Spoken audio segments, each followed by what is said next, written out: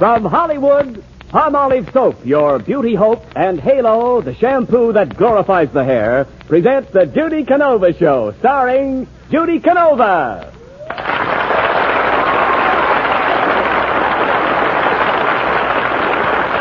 And here's Judy singing, I Can't Give You Anything But Love. Rome wasn't built in a day.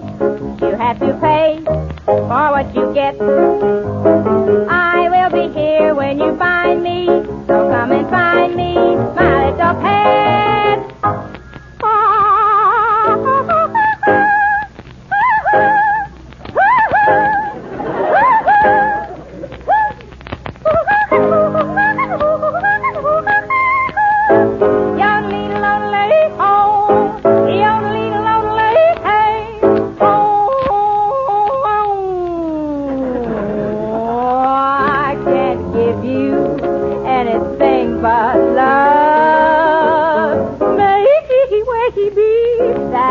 Only thing I've plenty of my touchy honey baby. Dream a while, scheme a while. You're sure to find, you're sure to find a happiness. And I guess all the things you've always for, gee, I'd like to see. You look as well, baby. Diamond bracelets, over dozen, well, baby, till that lucky day, you know darn well, baby, I can't give you anything but happiness, but here's the money, my little honey, honey, honey, honey, oh, I can't give my honey anything but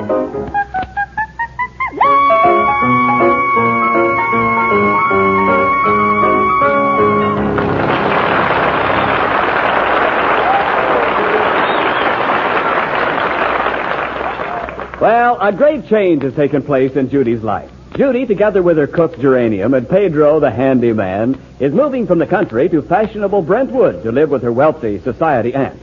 As our scene opens, Judy is just getting off the train in Los Angeles. Well, here we are in Los Angeles, Geranium. Ain't it wonderful? Smell that air. The purest fumes in the world. Ain't it exciting, Miss Judy? We're on the last lap of our journey. Yep. Just a few more miles, we'll be in Brentwood. Gosh, I'm sure tired of riding on the train. You know, I stood in the dining car 4 hours and didn't get waited on. Then I pushed the button for ice water and nothing happened. Well, I had pretty good luck. You know that little old bell, Mark Porter? Yeah. Well, I rang it and I rang it all day long. Didn't get any results? Yeah. Name is George, and I got a date with him Thursday. Say, you know, Geranium, the closer we get to Brentwood, the more scared I get. Why, honey? Well, I just can't picture myself in society sitting around sipping hors d'oeuvres and eating tea and trumpets. No, I ain't sure I'll know how to act. Oh, don't you worry, Miss Judy. I worked for rich people for years, and I know all the ropes. If you have any trouble, you just lean on me. Gee, thanks, Geranium. I sure will. Yep, I'll be your Rock of Gibraltar. Honey, I may not be as big as Gibraltar, but I sure got the makings. You're big, too. You know something, though, I'm telling you, living with my rich aunt's sure going to be a change for me. I wonder what I'll have to do. Well, honey, it won't be like the ranch. You'll have to go to bridge parties, wear fancy clothes, and perambulate yourself down the boulevard with one of them class of dogs on the end of a leash. Gosh, that will be a change. On the ranch, I used to ride the range and bulldog a steer. Now I'll have to walk the parkway and steer a bulldog. Say, Miss Judy, we better take a cab and get on out to Brentwood. Hey, where's Pedro, anyway? I told him to get the luggage together and meet us here. Pardon me for talking in your face, Senorita. Pedro, what kept you? Where were you? Well, Senorita, they told me I would have time to smoke a cigarette between trains. Well? I tried it, Senorita, and I nearly got run over. Oh, Pedro, you misunderstood. Well, Senorita, I do not like the big city. I've been looking up at all the tall buildings, and I feel out of place. Out of place? Gee, Senorita, I dislocate my neck. Oh, senorita, I can tell by the way your face is worrying that you are worrying too, no? Yeah, you're right, Pedro. I'm scared of doing the wrong thing at my aunt's house. Well, I bet I won't even know which fork to use. Well, don't worry, senorita. I will be right there behind you to back up with you. Tell me something, Pedro. What do you know Ed the Cutie? Senorita, for 6 years I worked for the richest woman in Mexico. Senorita Carlos Gonzalez Hernandez Rodriguez Garcia Macombo Taracadero Smith. Well, Pedro, if you knew so much about Ed the Cutie, how come you ain't working for her no more? Well, I made a mistake, senorita. One day at a big banquet, she dropped her toothpick, and I hollered, timber. Well, listen, Pedro, I want you to get the trunks now and meet us out at Aunt Veronica's later. Si, senorita. And remember, I will help you put your best feet forward. Well, hasta luego, senorita. Hasty lumbago to you too, Pedro. There, here comes the taxi, Miss Judy. Shall we take it? Taxi lady, try a radar cab. Remember the name, radar. Radar spelled backwards is radar. Radar? What does that mean? It means when it gets dark, we pick up most anything. Hop in, lady, and where to? We're from out of town, mister, and we're looking for a 22-room house at 1428 Ravenhurst Drive in Brentwood. Oh, lady, you're too fussy. With conditions what they are, you better take any house you can get.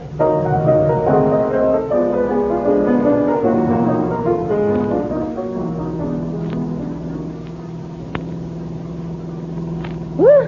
Sure's a long way out here, honey. You sure your Aunt Veronica's expecting you? Well, here's the letter I got from her. I'll read it. Okay. It says here, according to the terms of the will of my brother, your late Uncle Toby, I am to provide a home for you and your household.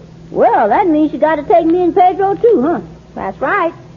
Say, who was your Uncle Toby, honey? Oh, I never met him, but they say that he chased around with other gals. Well, was he married, Miss Judy? Yeah, and if you ask me, he was nothing but an old roulette. Well, what does your aunt say on the letter? What else she say? Well, she says here that she's going to give me a reception tonight, and later in the week she's going to throw me a coming-out party with a lot of them there debutantes. Land alive. Your auntie sure must be somebody. I don't know, but she's in Who's Who, What's This, and Who Done It.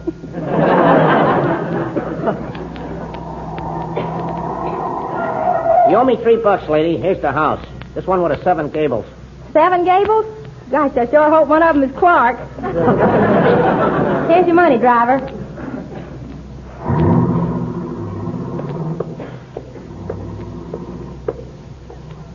Well, here's the door, honey.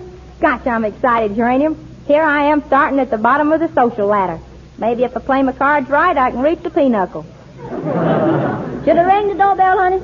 See, you won't have to. I'm tingling all over. Well? Howdy. I'm the niece Whatever you have, which obviously you haven't got very much of, we don't want any. Good day. Oh, Miss Judy, you slammed that door right in your face. Gosh, Geranium, I guess the 400 don't want me. I'm a failure before I even start. Honey, I'm going to get you into society if I have to bust this door down. As for that butler, he ain't nothing but a no-good, ungrateful... Geranium, did I hear you call that man a snob? No, Miss Judy. I didn't call him a snob, but you sure is getting warm.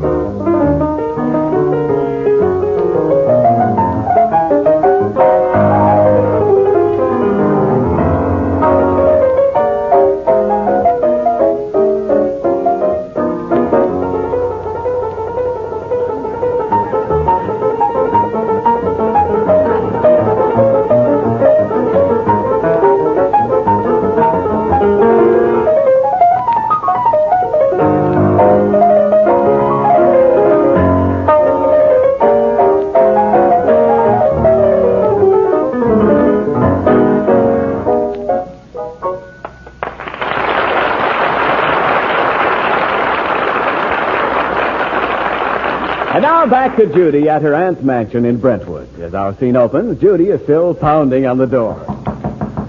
Hey in there! Open up! I'm Judy Canova. I beg your pardon. Would you repeat that name, please? I'm Judy Canova.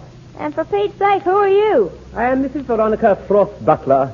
My name is Winchester. Winchester. Huh. A small caliber big shot. Hey, look, Mr. Winchester. I'm Mrs. Frosty's niece. Oh, the niece. Yes. Well, come in. Don't get any spots on the oriental rugs. Don't scratch the hardwood floors. Don't sit on any of the antiques. And don't touch a thing. Come in and make yourself at home. Gosh, Uranium, maybe we better walk in on our hands. Oh, I shan't disturb your aunt. She's been planning tonight's reception and next week's coming out party, and she's worn out. Well, can't you even tell her I'm here? Certainly not. You see, your aunt maintains a very strict daily schedule. She only receives people on the hour, every hour after 2 p.m. Now, that's Pacific War time, you know. Not till 2 p.m. Precisely. Then at 4 p.m., I read her the stock market report in a well-modulated tone. And later in the day, she warms up the radio and has a delightful time with H.B. Kettlebaum. Shucks, back home, Pa used to put his cold feet on the radio and turn on Gabriel Heater. Your aunt has arranged everything for tonight's reception. I understand your man Pedro is to assist me with my duties. Where do I fit in? I don't know, but wherever it is, it'll be a tight squeeze. However, here's the kitchen. This will be your domain. My what? Domain, Graham. He means that from now on that you'll have full reign in this corral. Okay, you can turn me loose, but don't fence me in. Say, how you like this here kitchen, Geranium? Oh, Miss Judy, this is what I call something with a capital thump. I sure do like these high ceilings. Same here. Gosh, on the ranch, our ceiling was so low when we used the electric toaster, the toast had to jump out sideways. For the reception tonight, Uranium, you will assist me in the kitchen. Yes, sir. And now, Miss Canova, before your aunt receives you, I think it might be advisable to acquaint you with some of the rules governing your conduct in the household. Yes, sir. Yes, you must maintain the utmost decorum. Yes, adhere to all the accepted proprieties and follow the stringent precepts of our modus operandi. Huh? What's the matter? Don't you know the meaning of modus operandi? Shucks, I'm still wrestling with decorum. Decorum. You ever tried to wrestle with decorum? There's the phone. Hello? Oh, yes, Mrs. Vandergilt. Mrs. Frost is expecting you at the reception. Yes, she's expecting you to pick up the Van Skylars and Mrs. Waldorf and Mrs. Astoria. Yes, madam. Goodbye. Excuse me, Mr. Winchester. Could you turn your back a minute? I'd like a word with Geranium. What's the matter, honey? You scared? That's the word. Gosh, Geranium, I'm afraid I ain't going to fit in here at all. I don't think I can go through with this. Well, there ain't no telling what important people will be here tonight. Oh, don't you worry, Miss Judy. You can win them over. Yeah, Geranium, but how? Use your best weapons on them, honey. Your beauty and your brains. Shucks, lick before a start. Never you mind, honey. You just lean on me and Pedro. We'll fix everything. Well, you better go get acquainted in the kitchen. Mr. Winchester wants to talk to me some more. Winchester. Ain't that a pretty name, though? You know, I like the Winchester part, but I'd like it better if the Winch was a rock. Now, Miss Canova, I want to warn you about your aunt's priceless objects of art and bric-a-brac. Excuse me, Mr. Winchester. What's this funny-looking settee here? Hey, that's a love seat. Swedish modern. Don't tell me you don't know what that's for. Why, of course I know. You sit in it and make love to a Swede. At the reception tonight, with all the guests here, we must be very careful of everything, especially these stained glass windows. All right, we'll pull the drapes and nobody will notice the stain.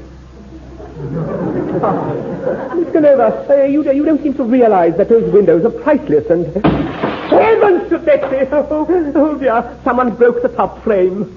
Pardon me for talking in your face, Senorita. Pedro, look, how did you happen to break the window? Well, Senorita, it was the only way I could find the house. You told me it was a stone's throw from the station.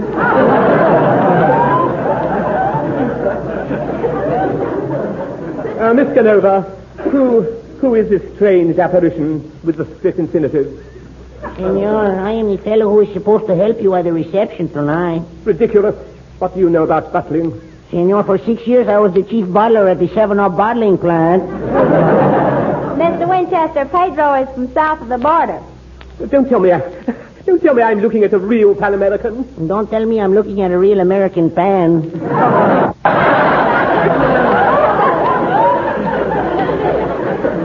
If you're going to assist me with my duties, I presume you have a dinner coat? No, senor, but look, I brought this full-dress suit, no? But one of the tails is missing. Why, no, senor, I cut it off. They told me the party would be semi-formal. Pedro, where are my clothes? I want to wear my Sunday dress. I'm going to meet Aunt Veronica in a few minutes, and I want to look my best. Did you bring the luggage? Si, senorita, but I have a little accident with the luggage and getting it across Wilshire Boulevard. Oh, Pedro, what happened? Well, don't worry, senorita. All your dresses are steamed and pressed. Oh, they are? Where'd you have that done? On Wilshire Boulevard, senorita, a steamroller ran over your trunk. Pedro, what'll my aunt think? Now I don't even have a decent dress to wear tonight. Senorita, I'm very sorry it happened. Gosh, I can't depend on you at all. Reckon I'll just have to lean on myself from now on. Senorita, it's a nice trick if you can do it. What? Lean on yourself, no? Oh, Pedro.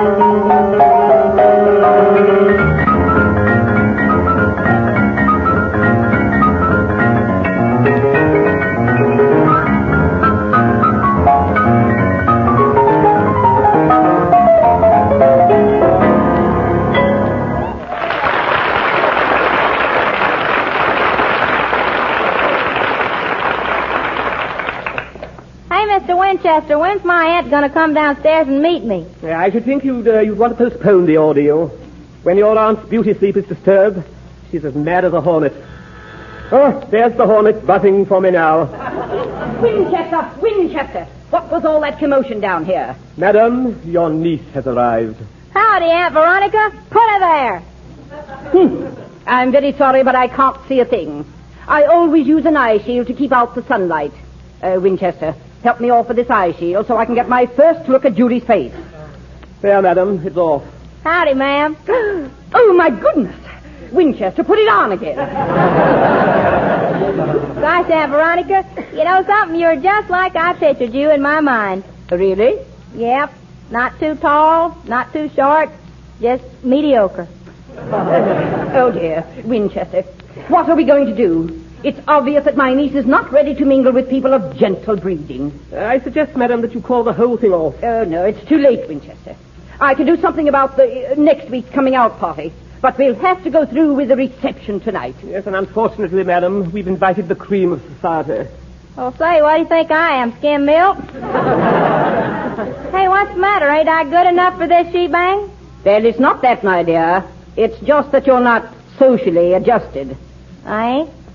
No, not quite. You see, Judy, you're not quite ready for Brentwood society. The standards are very high. Oh, maybe you're right, Aunt Veronica. And surely you wouldn't want to establish a new precedent in Brentwood. New president? Shucks, I thought FDR carried the whole state. Well, we'll just have to make the best of things at the reception tonight. But right now I'm going upstairs and address 100 letters. You mean you're going to invite more people? No, I'm going to cancel the coming out party.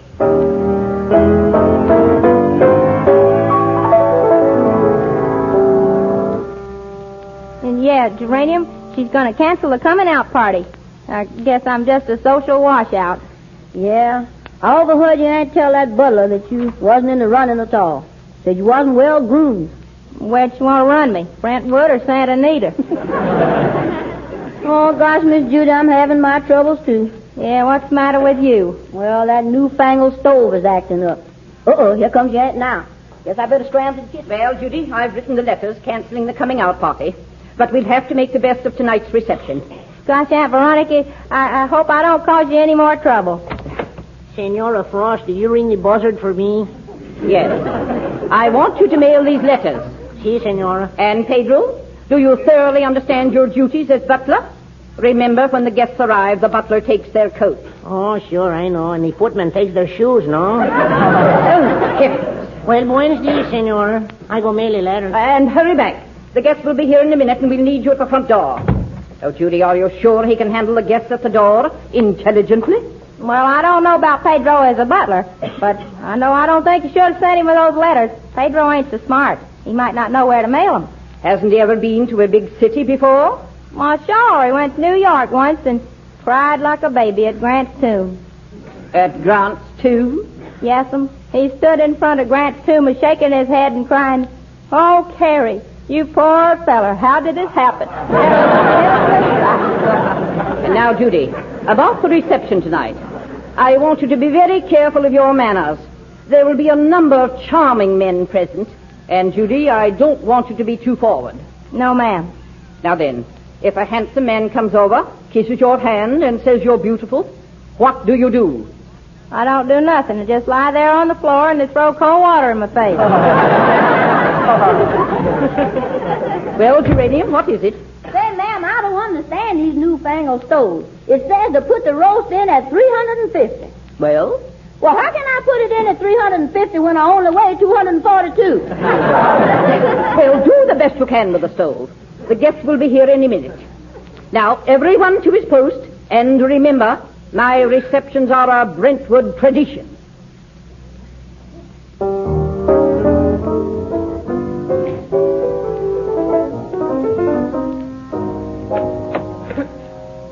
I beg your pardon, madam, but it's long past time for the guests to arrive. I can't understand it. Yes, that is puzzling, isn't it?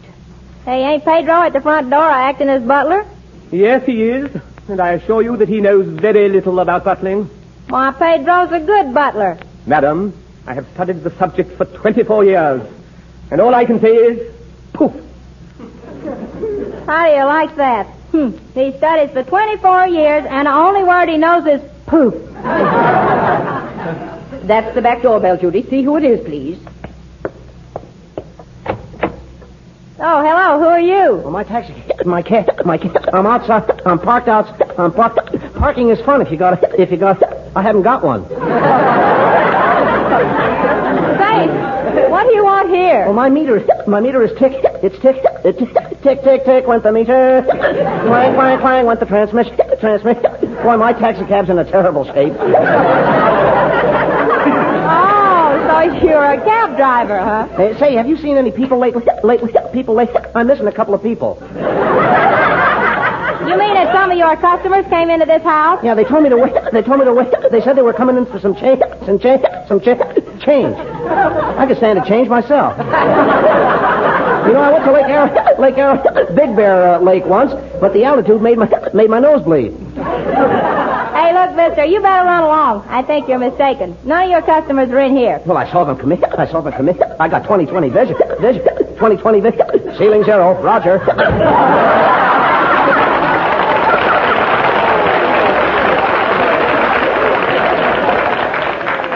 Judy? Oh, that's just a cab driver. He says some of his customers came in here. Well, that's strange. I haven't seen anybody.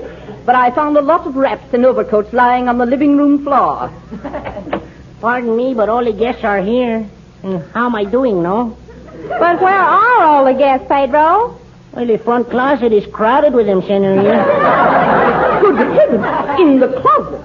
How'd they get in there, Pedro? I did exactly what you told me to do, Senorita. You said when the guests arrive, take off their coats and put them all in the closet. Imagine putting the guests in the closet. When I told him to put them in the closet, it's a good thing I didn't tell him to hang them up. Oh, Pedro, how could you be so stupid? Did you mail those letters I gave you? See, Senorita, but it sure was a funny-looking mailbox. What do you mean? Well, I couldn't get the letters inside until I broke the glass and turned a little handle. Oh, good gracious. That was a fire alarm. Guys, here comes the fire department. We'll be arrested for sending in a false alarm. Don't worry, Aunt Veronica. They won't arrest us for sending in a false alarm. And why not? Well, take a look. Geranium just set the kitchen on fire.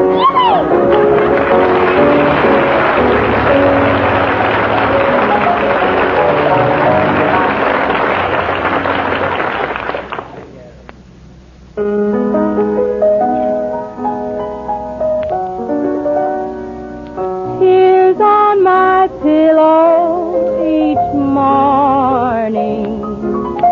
I cry when I dream about you. When I should be sleeping, I just lay there weeping, wondering if you're weeping too. I'm trying so hard to forget you, but that's not so easy to do. With tears on my pillow each morning, tears that I've shed over you. Tears on my pillow each morning. I cry when I dream about you. When I should be sleeping, I just lay there weeping and wondering if you're weeping too. I'm trying so hard to forget you, but that's not so easy to do. With tears on my pillow each morning, tears that I've shed over you.